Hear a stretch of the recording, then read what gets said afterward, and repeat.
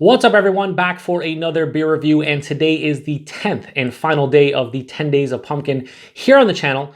But not only that, today is Wednesday, which means it's time for another Western New York Wednesday. But not only that, today is October 31st, 2018, which means it's Halloween, so we have a trifecta of potential goodness here on the channel. And much like yesterday's video, I am going to be reviewing and comparing two beers from the Southern Tier Brewing Company out of Lakewood, New York, and we have their Rum Barrel Aged Pumking. Now, we have the 2018 vintage, and I'm going to be reviewing and comparing that to its 2014 vintage counterpart. I think we're gonna have a lot of fun today.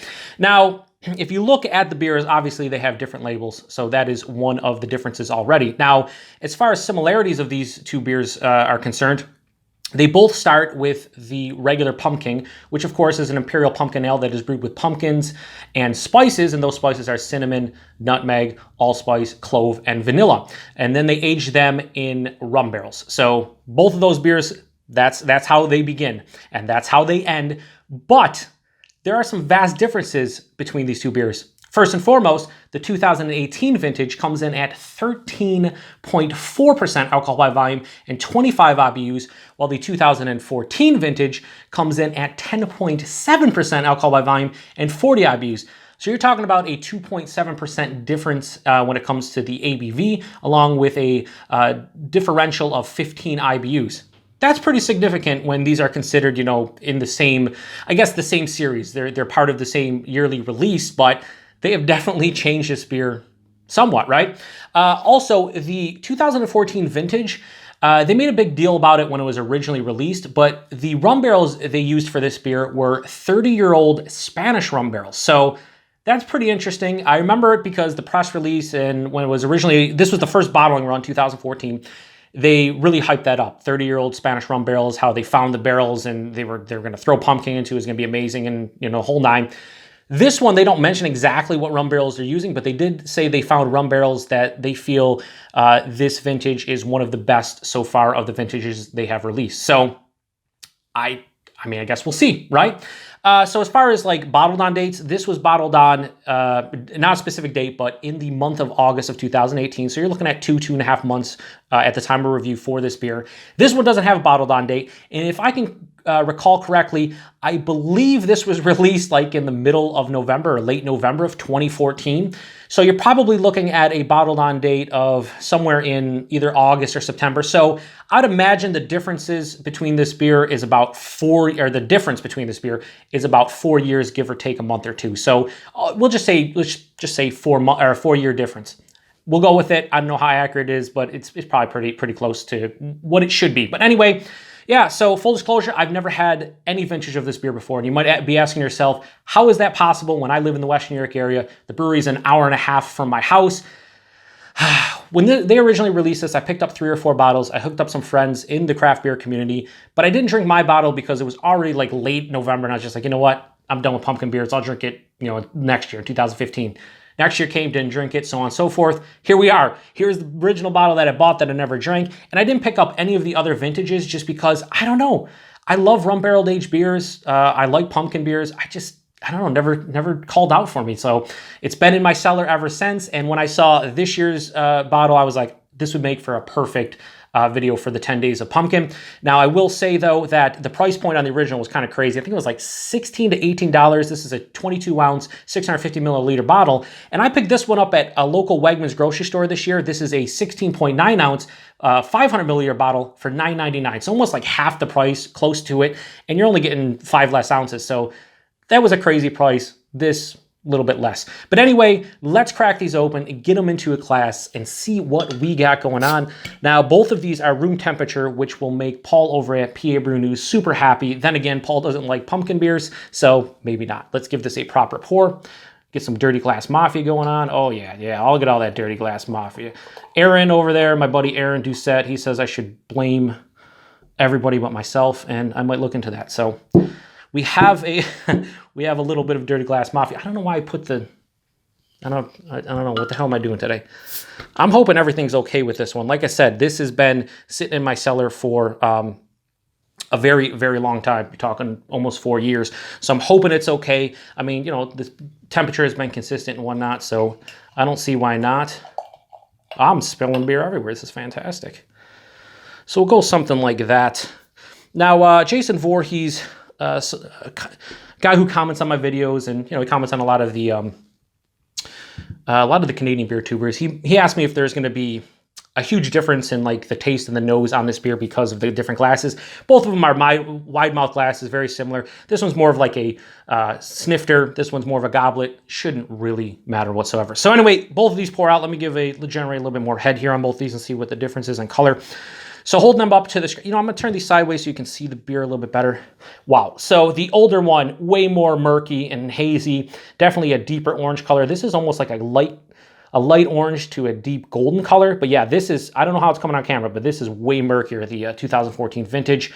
This has about a half to a 3/4 of a finger of an off-white head. Looks very creamy though, the 2018, honestly.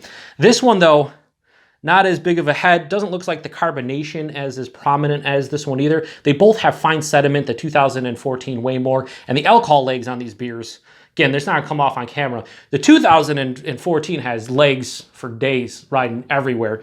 The proteins, as Paul would like to say. This one has them as well, but it looks way more prominent in this glass.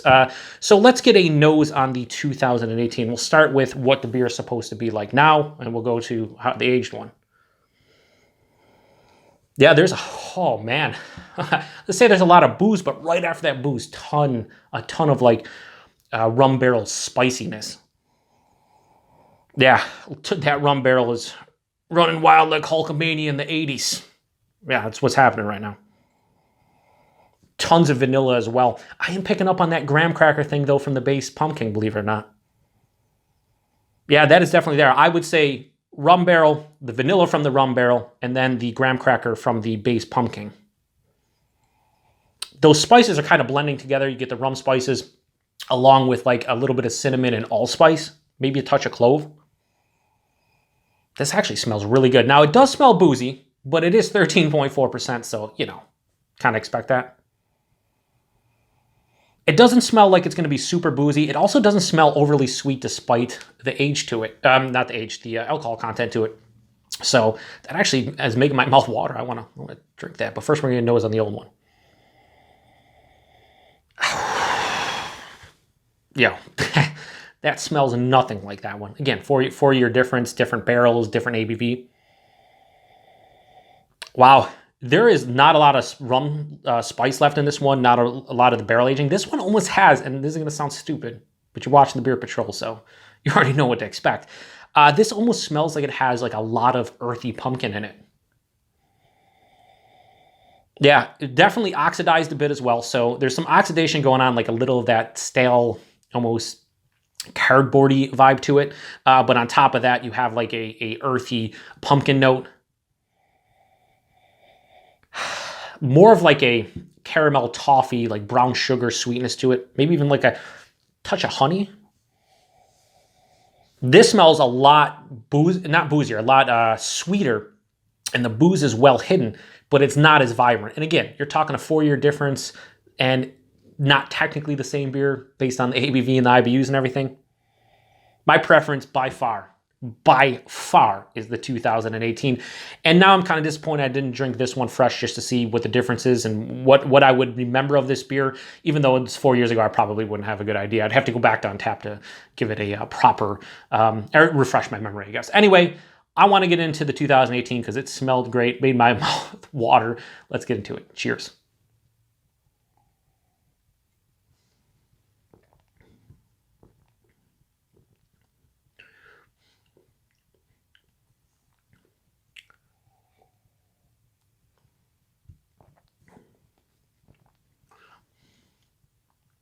Listen, there's some booze there. It's, as a lot of people like to say, it's hot. It's on fire. My mouth is scorching now. It is warm. It has a warming to it. There is a little bit of fusel alcohol like in the nose. But despite that, it's epically smooth. It has a slight creaminess to it. It doesn't have a ton of carbonation. Like the body, it's you know what? Let me go back just to see. Yeah, it's like It's like straight up medium to full on bodied, has a decent viscosity to it, and you'd expect that 13.4. Someone like the aforementioned Paul would say it's a bit thin, but he always does, and then Chris says that I always mention, and I do, so here we are again. The mouthfeel, creamy, pillowy. It has a really nice softness to it. There is some carbonation, but it's not, you know, it's not big and in your face. It's not really spritzy on the palate. This screams rum barrel, a lot of rum, a lot of booziness, a little bit of oak tannin on the finish. This is a sweeter beer, but that oak tannin kind of cuts it along with the spices like the cinnamon and allspice and clove. The vanilla is like the prominent character here. Right from the beginning, the vanilla is omnipresent throughout the entire palate. It is the biggest character, I would say, as well. There's definitely a warming into the chest and into the stomach, though. This is a big beer, but I'm enjoying it. And for $9.99, what I paid for it, and the fact that it's a couple months old and it's relatively fresh, that's drinking extremely well. I'm digging that quite a bit, actually. Yeah, anyway, let's get into the 2014 vintage. I don't want to say I'm dreading this, but based on the aroma, I don't think this is going to be all that good. So cheers, everyone.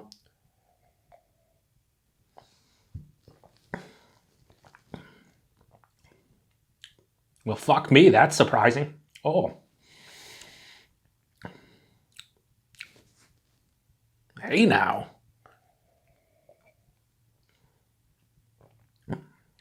These are two completely different beers. Holy shit.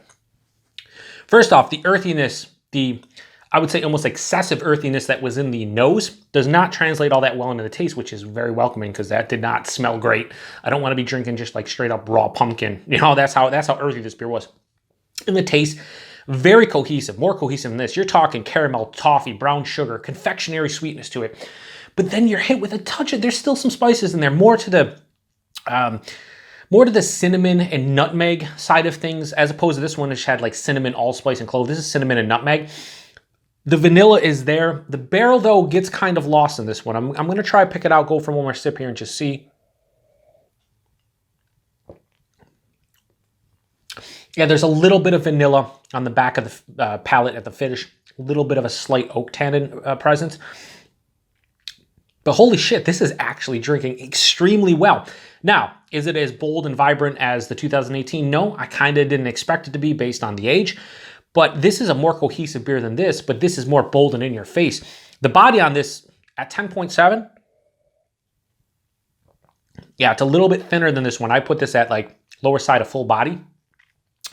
But the mouthfeel, this is like the carbonation, it has oxidized a bit. There is a bit of staleness to this beer, but the actual mouthfeel, because it's lighter on the carbonation, it has this epic smoothness to it that I thought this one had the first taste as I kept on sipping on. I'm like, yeah, that's pretty smooth and creamy and whatnot. This has a way better mouthfeel than this one. Yeah, I don't know which one I actually prefer more. I would say this.